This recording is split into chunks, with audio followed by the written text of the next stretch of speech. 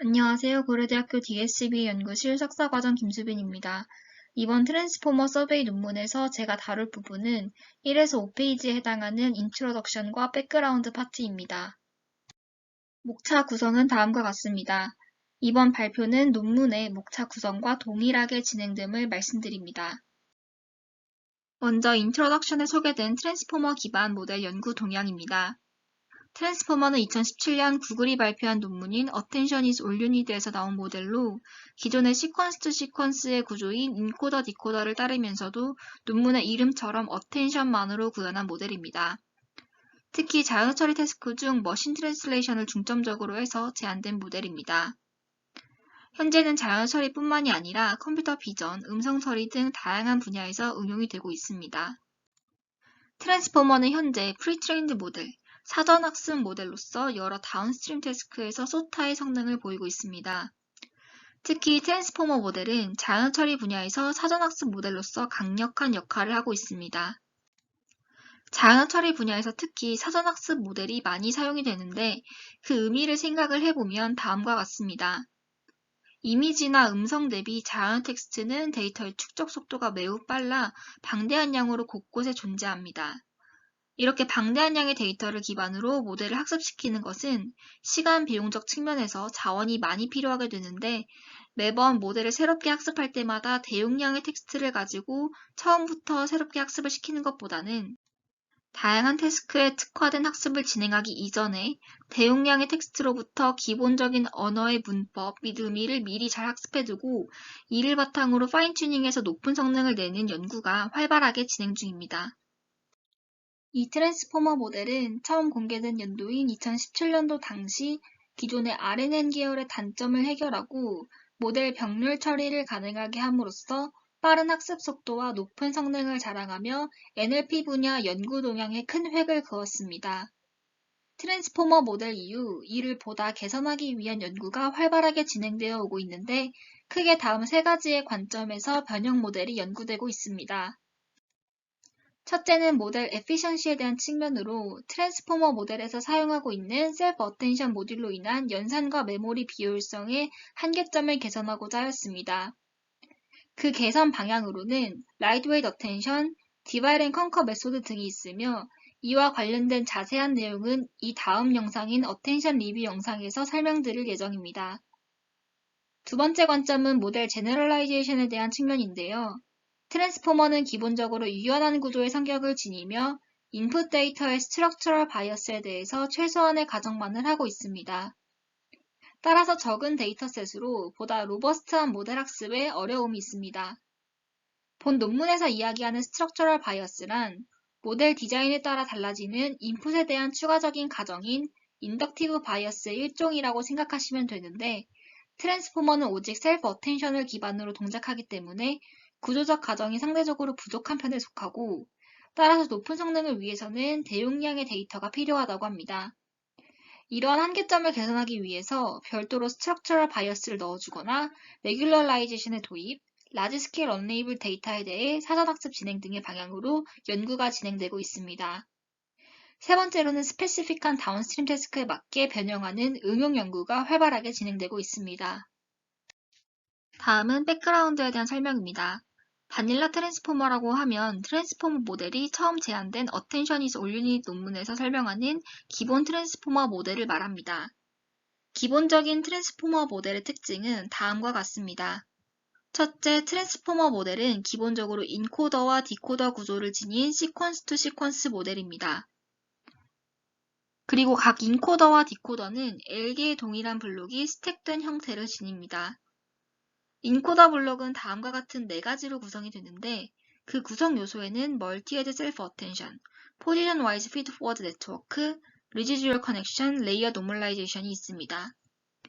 각각에 대해서 자세한 설명은 뒤에서 다루도록 하겠습니다. 디코더 블록은 기본적으로 인코더 블록과 구성이 동일합니다.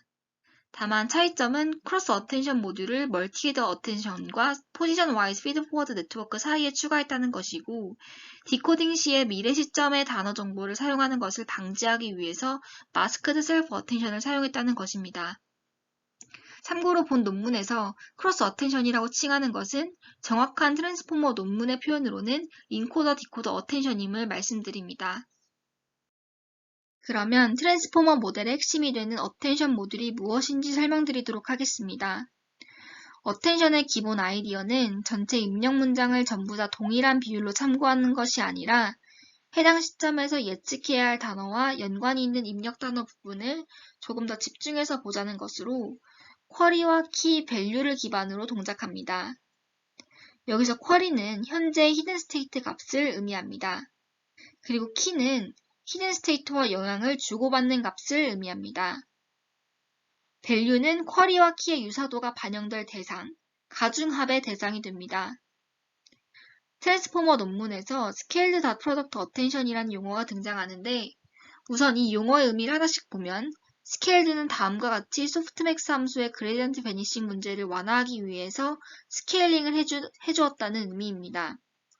그리고 닷 프로덕트는 어텐션 스코어가 쿼리와 키의 내적으로 구해짐을 의미합니다. 여기서 쿼리는 n by dk 차원이고 n은 쿼리의 시퀀스 랭스, dk는 쿼리가 프로젝션된 디멘션을 의미합니다.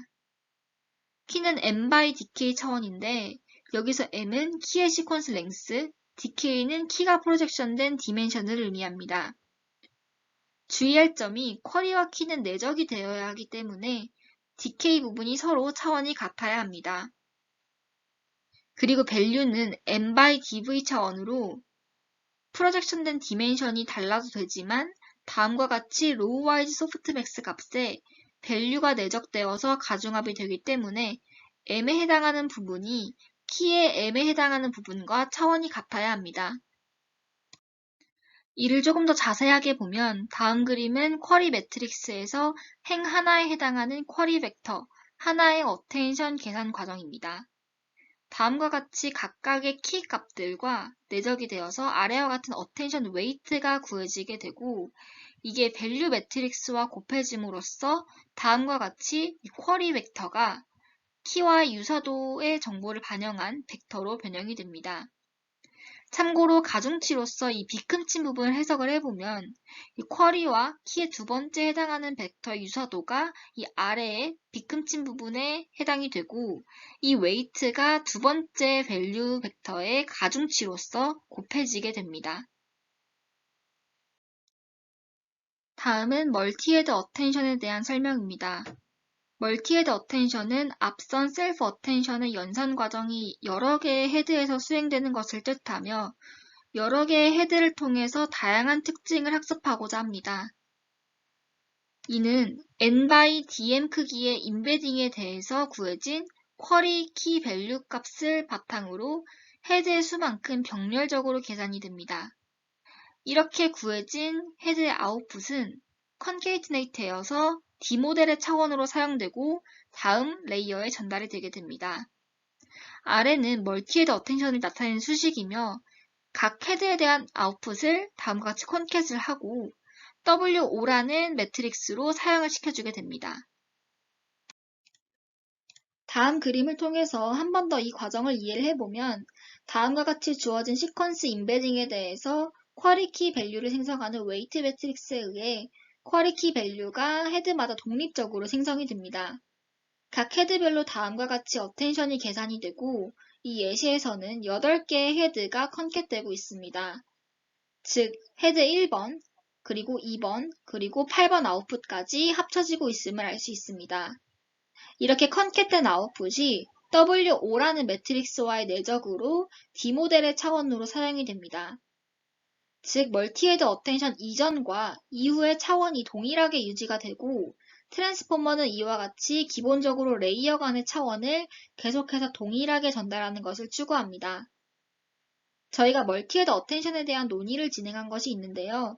스터디 과정에서 저희 모두 멀티헤드 어텐션이 무엇인지 그 의미는 이해하였지만 실제 구현이 어떻게 되는지를 토의를 거치다 보니 오해한 포인트가 있었고 추가로 의문점이 생기는 부분도 있었습니다. 이 토의 결과에 대해서 여러분들께 공유를 드리고자 다음과 같이 간단하게 정리를 해보았는데요. 첫 번째로 토의한 부분은 바로 어떻게 시퀀스 임베딩으로부터 멀티헤드를 구성하는가입니다. 결론은 시퀀스 임베딩에서 임베딩 디멘션을 기준으로 헤드의 수만큼 쪽의 어텐션을 구하는 것이 아니라 인풋 시퀀스 임베딩 전체를 쿼리 키 밸류를 구하는 웨이트 매트릭스를 통해서 특정 차원을 가지는 쿼리 키 밸류 매트릭스를 만든다는 것입니다. 잘못된 이해, 즉 그냥 트랜스포머 논문을 읽으면서 표현을 해석하기에 따라서 오해할 수 있는 포인트를 다음과 같이 그림으로 표현을 해보았습니다. 트랜스포머 논문에서는 위와 같은 표현이 있는데요. 키와 밸류의 디멘션을 D모델을 헤드의 수로 나누어 사용한다는 이야기입니다. 이 의미가 다음과 같이 시퀀스 임베딩의 임베딩 디멘션을 쪼갠다는 이야기가 아닙니다. 명확하게 이야기를 하면 기본 임베딩 디멘션을 각각의 헤드마다 W 매트릭스로 D모델을 헤드의 수로 나눈 값, 예를 들어서 512의 임베딩 디멘션을 64의 디멘션으로 사용을 시키고 그게 8개의 헤드의 수만큼 생성된다는 의미입니다. 다음 두 번째 포인트는 멀티헤드 수식에서 컨캣한 헤드를 그대로 사용하지 않고 W5 매트릭스로 사용시키는 이유입니다. 특히 트랜스포머 논문 및 구현을 확인해보면 컨캣한 디멘션이 512이고 W5로 사용되는 디멘션도 512인데 왜 동일한 차원으로 다시 사용을 시키는가에 대한 의문이 있었습니다. 저희가 토의를 통해 내린 답은 다음과 같습니다. 첫째로 W 프로젝션 자체의 의미에 대한 것인데 멀티헤드 어텐션의 의도를 생각을 해보면 컨캣을 구성하는 값들은 순서대로 각 헤드별 특성을 반영하고 있게 됩니다.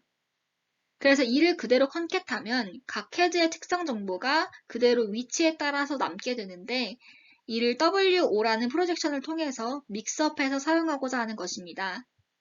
두 번째로는 설령 컨캣된 디멘션이 기본 D 모델의 크기와 다르더라도 트랜스포머는 기본적으로 각 레이어의 인풋 아웃풋의 차원을 동일하게 유지하고자 하기 때문에 W 프로젝션으로 D 모델의 차원을 유지시켜주는 것입니다. 그러면 멀티헤드 어텐션이 코드로 어떻게 구현되는지를 간단하게 살펴보겠습니다. 코드는 위에 GitHub 링크로부터 발췌해온 것입니다. 다음 트랜스포머 클래스에서 이제 D 모델과 num 헤드, 키의 디멘션, 밸류의 디멘션이 정의되고 있는데 트랜스포머 논문에 따라서 헤드의 수는 8개, 키와 밸류의 디멘션은 D 모델을 헤드의 수로 나눈 64로 정의되고 있습니다. 인코더는 다음과 같이 인코더 레이어가 스택되도록 구현이 되는데 앞선 트랜스포머 모델 정의로부터 넘겨받은 디멘션들이 전달되게 됩니다. 그리고 디코더 역시 트랜스포머로부터 전달받은 디멘션을 사용하게 되는데 현재는 이제 인코더 부분만을 기준으로 설명드린다는 점을 말씀드립니다. 인코더를 구성하는 각각의 레이어는 다음과 같이 정의가 됩니다. 인코더 레이어 안에서 멀티헤드 어텐션 모듈이 불러와지는데 이 부분에서 앞서 전달받은 디멘션의 크기들이 그대로 전달되고 있음을 알 수 있습니다. 이 멀티헤드 어텐션의 모듈 구현은 다음과 같습니다. 아래 W 매트릭스들을 정의하는 걸 보면 쿼리를 생성하는 W는 D모델 by num 헤드 곱하기 DK의 차원을 갖게 되고 여기 쿼리에서 DK가 사용된 이유는 앞에서 설명드린 대로 내적 시의 쿼리와 키의 디멘션은 동일해야 하기 때문입니다. 같은 방식으로 키의 W도 다음과 같이 생성이 되고 있음을 알 수 있습니다. 밸류는 차원이 같지 않아도 되어서 D모델 곱하기 num 헤드 곱하기 DV의 차원으로 생성이 됩니다. 지금 코드 구현상으로 보면 num 헤드 곱하기 DK나 DV로 웨이트 매트릭스가 생성됨을 알 수 있는데 이는 웨이트 매트릭스를 독립적으로 헤드의 수만큼 예를 들어서 이 부분을 각각 따로 8번 정의를 하는 것이 아니라 쪼개어서 사용할 수 있는 큰 차원의 웨이트 매트릭스를 한 번에 만들어 두고 즉 컨캣된 형태의 그런 형식의 웨이트를 만들어 두고 각각의 헤드에 따라서 해당 웨이트 부분을 나누어서 사용하게 됩니다. 다시 한번 주의할 점은 시퀀스 임베딩을 나누는 것이 아니라 그 임베딩을 사용시키는 W 매트릭스가 헤드별로 나뉘어서 시퀀스 임베딩과 내적되는 것입니다. 왼쪽의 이 코드가 앞서 생성한 웨이트 매트릭스의 차원을 조정함으로써 헤드의 수만큼 쿼리 키 밸류의 웨이트를 구해주는 부분입니다. 즉 시퀀스 랭스 곱하기 너메드 곱하기 DK 혹은 너메드 곱하기 DV의 크기를 갖는 웨이트 매트릭스를 기반으로 너메드의 수만큼 어텐션이 계산될 수 있도록 차원을 변경하여 사용하는 것입니다. 이러한 구현 방식은 병렬적인 어텐션 계산을 가능하게 합니다. 오른쪽 네모칸 부분은 어텐션을 계산한 후에 헤드의 아웃풋 차원을 다시 조정해서 컨캣된 매트릭스를 생성하는 부분입니다. 컨캣 후 아래 FC 레이어를 거치게 되는데 이 부분이 WO 매트릭스를 통해 D 모델의 차원으로 다시 프로젝션 되는 부분입니다. 어텐션에는 다음과 같이 세 가지 타입의 어텐션이 존재하는데요. 먼저 셀프 어텐션은 쿼리 키 밸류의 소스가 X, 즉 이전 레이어의 아웃풋과 동일한 것입니다. 저희가 이 Q는 K는 V는 X라는 노테이션에 대해서 다음과 같은 추가적인 논의가 있었는데요. 본 서베이 논문에서 언급하는 Q는 K는 V는 X가 맞는 표현인가?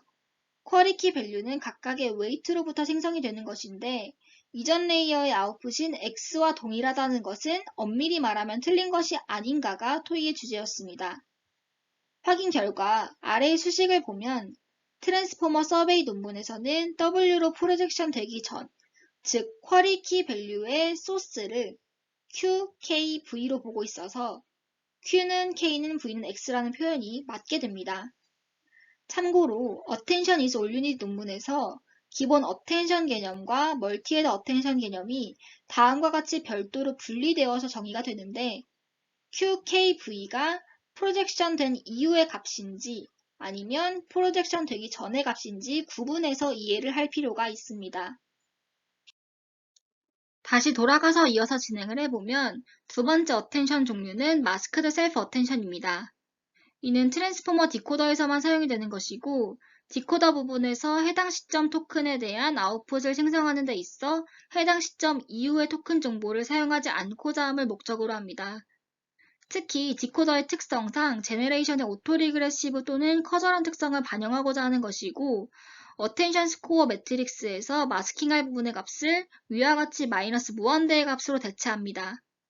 여기서 마이너스 무한대의 값으로 대체를 하는 것은 소프트맥스 함수를 취하기 이전에 수행이 되고 그 이유는 마이너스 무한대의 값이 소프트맥스 함수를 거쳤을 때 0의 값이 출력이 되기 때문입니다.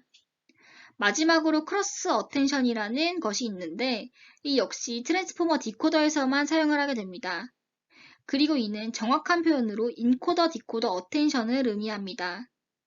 어텐션을 구하는 쿼리는 이전 디코더 레이어의 아웃풋으로부터 생성이 되고 키와 밸류는 인코더의 아웃풋으로부터 생성이 됩니다.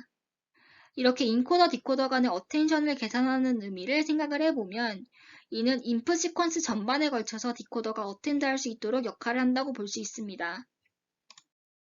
다음은 포지션 와이즈 피드 포워드 네트워크에 대한 설명입니다. 이 부분은 어텐션 계산 이후 풀리 커넥티드 피드 포워드를 적용하는 부분이고 포지션마다, 즉 개별 단어마다 적용이 되기 때문에 포지션 와이즈라는 이름이 붙었습니다.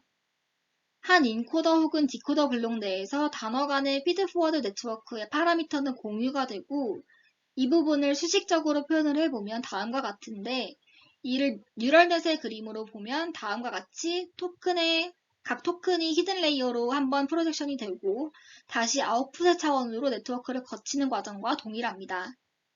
여기서 피드 포워드 인풋과 아웃풋의 차원은 D 모델의 차원으로 동일해야 하며 히든 레이어에 해당하는 차원은 보통 D 모델보다 더 크도록 설정이 됩니다.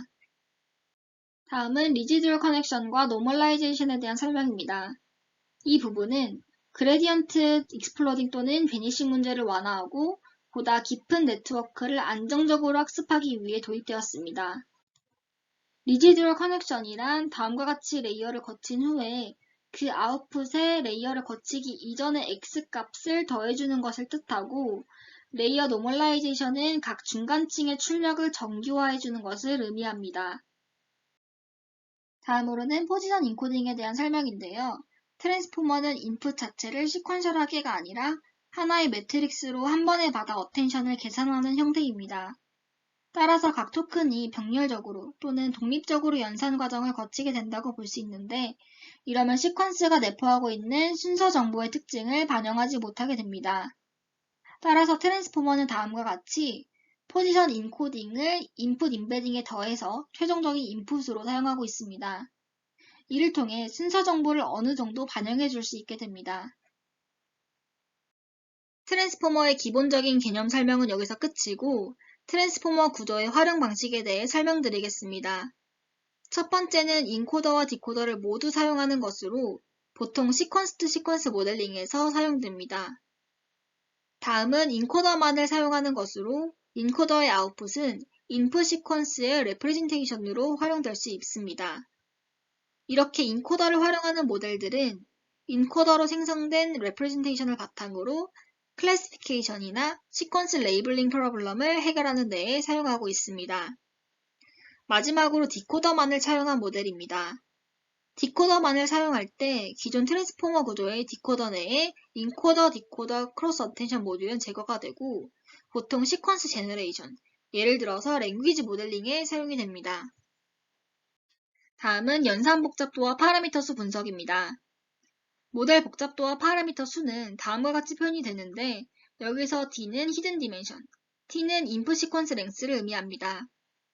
만약에 입력 시퀀스의 길이가 짧다면 히든 디멘션인 D가 셀프 어텐션과 포지션 와이즈 피드 포워드 네트워크의 컴플렉시티를 지배하게 됩니다. 결국 트랜스포머의 병목 현상은 컴플렉시티가 5의 T 곱하기 D의 제곱인 피드 포워드 네트워크에 있습니다. 그러나 만약에 입력 시퀀스의 길이가 길어진다면 점차적으로 T의 값이 컴플렉시티를 지배하게 되고 셀프 어텐션 모듈이 트랜스포머의 바틀렉이 됩니다. 셀프 어텐션의 계산은 T/T 크기의 매트릭스가 필요한데 이는 긴 길이의 문서나 고해상도의 이미지를 픽셀 레벨로 모델링할 때처럼 롱 시퀀스의 상황에서 막대한 연산량을 필요로 하게 됩니다. 컴플렉시티 계산이 왜 이러한 결과로 구해지는지는 본 서베이 논문 리뷰 영상 목록에서 8번째 영상인 김명섭 발표자의 어디셔널 세션에서 보다 자세하게 들을 수 있습니다. 셀프 어텐션을 자세히 보면 셀프 어텐션은 가변적인 길이의 인풋에 대해 유연한 메커니즘을 지닙니다. 다음에 세 가지 측면에서 레이어 타입을 비교를 해보면 셀프 어텐션 모듈은 풀리 커넥트드 레이어처럼 맥시멈 패스 랭스 값이 같습니다. 여기서 맥시멈 패스 랭스란 어떤 시점에서 비교하고 싶은 다른 시점의 토큰이 있을 때 필요한 계산 횟수를 의미합니다. 다시 말해서 의존성을 학습하기 위해 거쳐야 하는 커넥션이 최대 몇 단계가 필요한가를 나타내는 수치입니다. 그리고 이 패스의 길이가 짧을수록 임의의 포지션 간의 의존성을 학습하기 쉬워진다고 할 수 있습니다. 예를 들어서 기존의 RNN 같은 구조에서는 현재 포지션은 바로 이전 포지션에만 의존하는 구조이기 때문에 마지막 토큰과 처음 토큰과의 의존성을 확인하기 위해서는 시퀀스 길이인 n만큼의 계산이 필요하게 됩니다. 즉 맥시멈 패스 랭스가 n인 경우입니다. 트랜스포머에서는 모든 포지션 간에 어텐션을 줌으로써 맥시멈 패스 랭스를 1로 낮췄고 디펜던시 문제를 해결했습니다. 결국 롱레인지 디펜던시 모델링에 적합하며 파라미터 에피션트 그리고 베리어블 랭스 인풋에 유연할 수 있게 됩니다. 컨볼루션의 경우 커널 사이즈가 고정되어 리셉티브 필드가 제한적입니다. 따라서 컨스턴트 맥시멈 패스 랭스를 갖는 트랜스포머가 롱레인지 디펜던시를 보다 잘 모델링할 수 있다고 볼 수 있습니다. 또한 컨스턴트 시퀀셜 오퍼레이션과 맥시멈 패스 랭스는 셀프 어텐션을 병렬 처리가 가능하도록 해서 리커런트 레이어보다 롱레인지 모델링에 더 적합합니다. 이를 표로 보면 다음과 같은데 컴플렉시티를 비교를 해보면 일반적으로 T의 값이 D보다 작기 때문에 셀프 어텐션의 연산량이 가장 적음을 할 수가 있고 시퀀셜 오퍼레이션이 컨스탄트하고 병렬화가 가능합니다. 또한 맥시멈 패스 랭스도 다음과 같이 계산이 되어서 타 레이어 대비 롱레인지 디펜던시 문제 해결에 더 적합하다고 볼 수 있습니다. 다음은 인덕티브 바이어스 측면에서 CNN과 RNN과 트랜스포머를 비교한 것입니다. 먼저 컨볼루션은 물체의 위치가 변해도 예측이 동일해야 하며 윈도우 크기 내에서 로컬한 정보를 확인하겠다는 인덕티브 바이어스를 가지고 있습니다. 리커런트 모델은 시간 정보를 활용할 것이라는 인덕티브 바이어스를 사용하고 있습니다.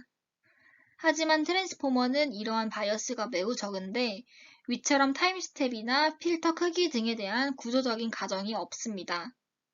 따라서 보다 보편적이고 유연한 성격의 구조라고 볼 수 있습니다. 하지만 이러한 스트럭처럴 바이어스의 부족은 적은 양의 데이터에 대해서 오버피팅이 잘 되는 문제가 있고 보다 강건한 성능을 위해서는 조금 더 큰 양의 데이터가 필요하게 됩니다.